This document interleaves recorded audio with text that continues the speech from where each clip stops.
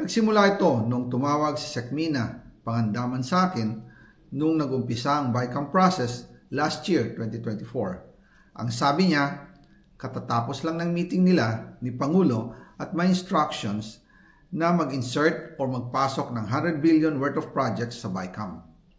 At sinabi pa ni Sekmina, you can confirm with Yusek Adrian Bersamin dahil magkasama sila sa meeting ni Pangulong BBM noong araw na yon. Tinawagan ko po agad si Yusek Adrian Bersamin at tinanong ko kung may instruction nga ba ang Pangulo na magpasok ng 100 billion during their meeting. Ang sabi niya ay totoo nga po. Right after our conversation, tinawagan ko po si dating Speaker Martin Romualdez at nireport ko ang instructions ng Presidente to insert the 100 billion projects. At sinabi niya sa akin, what the President wants, he gets.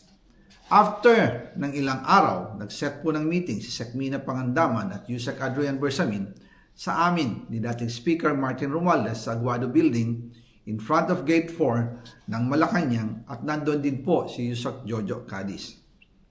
During the meeting, binigay po ni Yusek Adrian Bersamin ang listahan na worth 100 billion.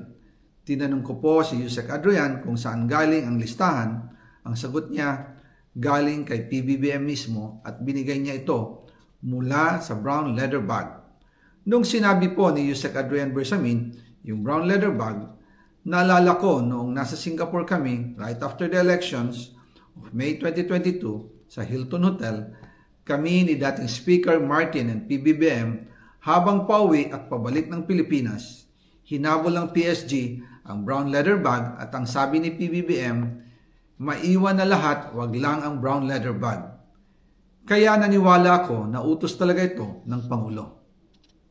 Pagkatapos ng ilang araw, I informed sina dating Speaker Martin Romualdez, Sekmina Pangandaman, Yusek Adrian Bersamin, and Yusek Jojo Cadiz na kung pwede 50 billion lang ang ipasok sa program funds dahil so sobra ang DPWH funds versus sa DepEd. In practice, hindi pwede na mas malaki ang budget ng DPWH kaysa edukasyon.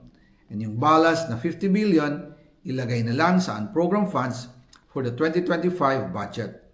Dahil Office of the President din ang nagre-release ng lahat ng unprogrammed funds.